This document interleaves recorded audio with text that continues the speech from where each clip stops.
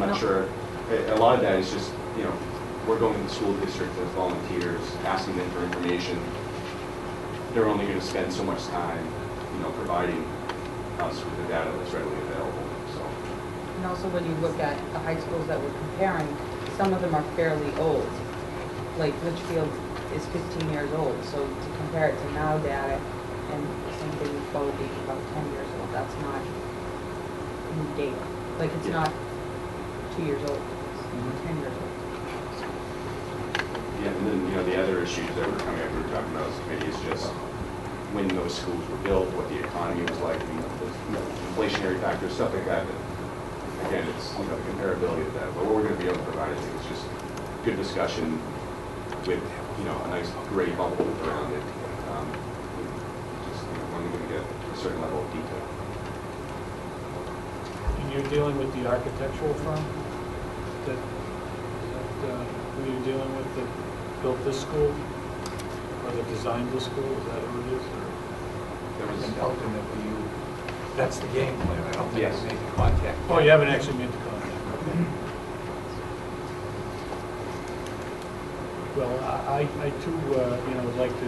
And if anyone knows anyone who has 75 acres of buildable land they'd like to donate to the town of Oakwood, we'd be interested in talking to them. Because there isn't 75 acres anywhere. Well, there's a couple of them. And that's swampland. Yeah. Put it on stilts. I too would like to thank you for your efforts, and if you maybe could give all the names of the just for the record, so all the names of the committee. Do you have them? I do not have them. Okay, well, I just wanted. Okay, yeah. I just wanted everybody to get credit for being on the committee. That's all. But again, appreciate your efforts, and I'm sure there'll be more questions. Thank you. Thank you.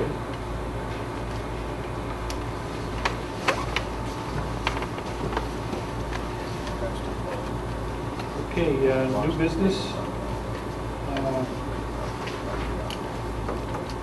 Audio and video of school board meetings. We have information in our packets. I'll make an assumption that everyone had the opportunity to look at it. And I'll ask, is there any type of presentation that you'd like to make on this? There are several options, and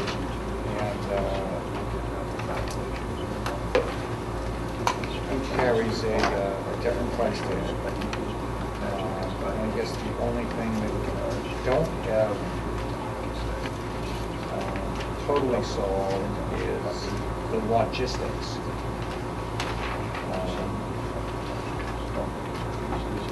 Which would be, I think, very simple. So, the board really has to make some decision on where you're going. If you're going to do it, and then if you're going to do it, which solution works best for you. Mr. Chair? Yep. Yeah, I've got done some homework on this. First of all, I did get another quote from a vendor that we deal with here at Poly. He did the stage lights. He did the stage lights here, and he's also consulting with the library right now. So this quote goes down to $4,500, which could be considerable savings on the lower end of the other one that we have. A couple of things that I think that we should consider. The two higher priced options included wireless microphones, which on the surface, wireless microphones sound like maybe the way to go. They're modern and so forth. But wireless microphones present a number of issues that we need to really be aware of. Number one, they require batteries, and you're going to have 7 of them that would need to be loaded up. And in today's world, you don't want to be putting disposable batteries in there and throwing all those batteries away. So that requires generally a charger and a host of batteries and somebody to switch them back and forth. Generally in my business, we don't use a wireless microphone unless there's some barrier between the sound system and the person, or the person has to be totally mobile. Because you also can have some interference issues from wireless computer equipment and other issues, let alone the cost. The cost is very high with wireless. So I certainly would support the lower cost of going with a wired system. A couple of things that I felt were left out of the plan here was really how we were going to deal with setting this up. We have to take this down at night after the meeting, and obviously the microphones need to be put away. What I wasn't sure about is whether or not the equipment is going to have a home here, or whether the equipment is going to be moved. I have an AV cart that I'm willing to donate to the school that everything could be put on and wheeled away. A couple of the quotes that I saw showed cases to pack things in, which are necessary if you're going to put it in a truck and move it off premises. But if you're going to be able to even move it into the next room for storage or something, a cart would be much more efficient and much faster to be able to deploy. The other thing is that with our configuration here, I don't think that the wires would really pose any kind of a access problem as far as walking. Because where we have tables, there would simply be a wire going to the table and the microphones would connect to that. And I would envision that the amplifier cart unit would be off at the end of one of these tables. So we wouldn't have to run cables, say, to the back of the room and have to worry about people tripping on them and, you know, those kinds of things. So it really, to me, leans a lot toward going with that wired system for all of those reasons. The other thing that was left out of my quote that was in the other quote was the $600 for training. I would be glad to come in and help anybody. I don't mean to make small of this, but it's pretty simple setup. I mean, there would be 7 microphones on 7 cables that go into a box that has controls for each. All of the quotes have quoted what's called an automatic mixer. An automatic mixer, you don't have to, say, turn Dana up and turn Trisha off when Trisha's not talking.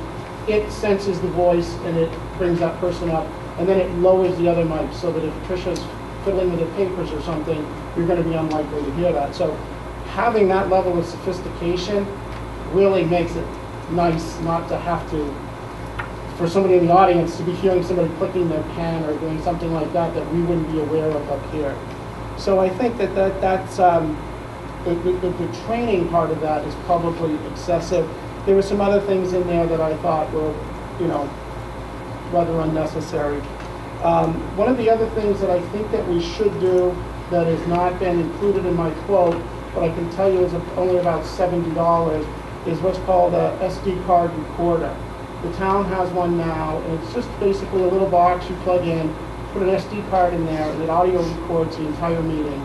The secretary can take that with her and put it in her computer at home. Anybody that's got a card reader in their computer, it will work. So for taking minutes and so forth, it's just a great way to be able to have all of that. You can record over it when you need to, but they're cheap. You know, maybe $6 or $7 a piece. So you could hold on to them indefinitely if you wanted, or recycle them.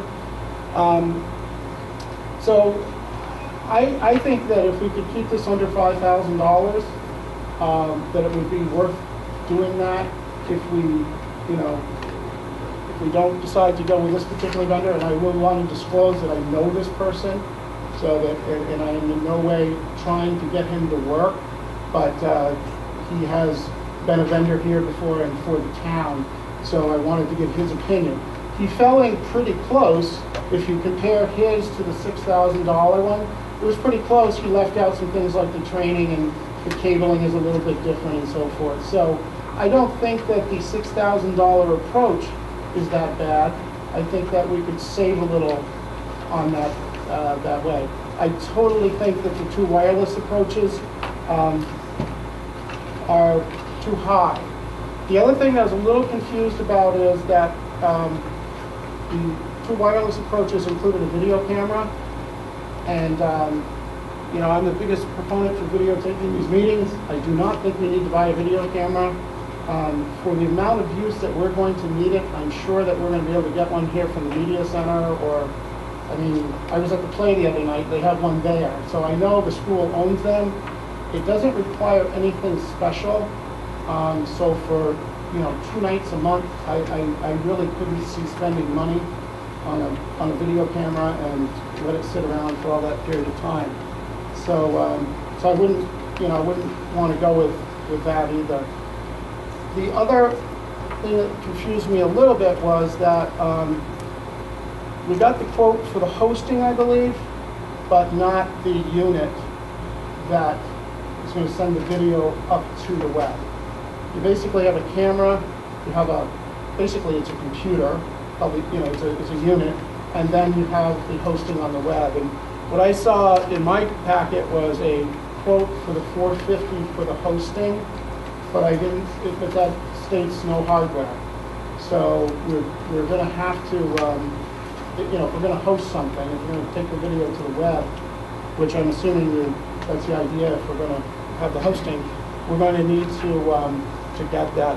I tried to get a hold of Dean Schenkel today, but he was in meetings all day, so I really wanted to get a gauge for what was going on. But I did go on the town's website today and look around because they use the same service that's quoted here, and they're doing a phenomenal job. Dean has got some meetings up there with department heads where he just turns the camera on and talks about DPW budget or whatever. So they're posting a lot of stuff on that thing at this point. It's not just meetings. So it certainly opens some opportunity for us to, particularly be in a school where we have possible projects or other things that could be up there. So, Excuse me, Dave, which one was that they're using, the last one, the hosting? yes, that's the hosting one. Okay. Yeah, and I'm not sure of that price. This lists a lot of stuff, and I don't know if there's different packages that are available or not. Some of that stuff that they list we don't probably need, but it may be included. That's that monthly. That's the Right. monthly charge. It seemed high to me, but that's why I wanted to talk to Dean to see if there's different levels to that package, or if that's all they have. So far, the system's worked well, and I was very impressed that Dean was able to figure it out without any technical background. So I think that kind of proves that the system is probably pretty intuitive for someone to be able to figure out and get it running. So I'm encouraged that we're talking about this. You know, personally, without the video unit, I'd like to keep it under $5,000. I'd like to go with a wired system.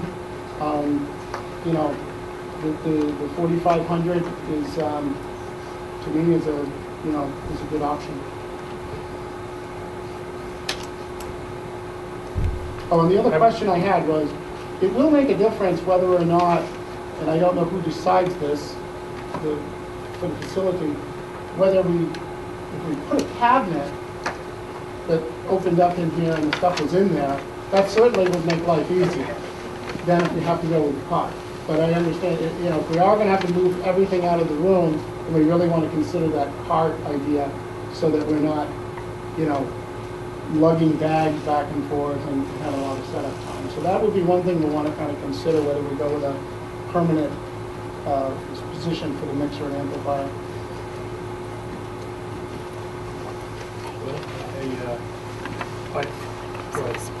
Is this open platform, is this like the only company that does that, or there are other companies that, I'm still just wondering about all this cloud stuff.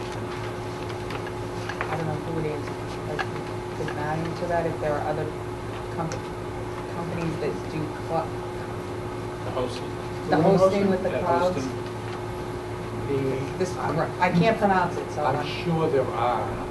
but is this, this is like the No, government? I think that we've heard that the town has had some good luck with Okay. their initiative, and this is the company the town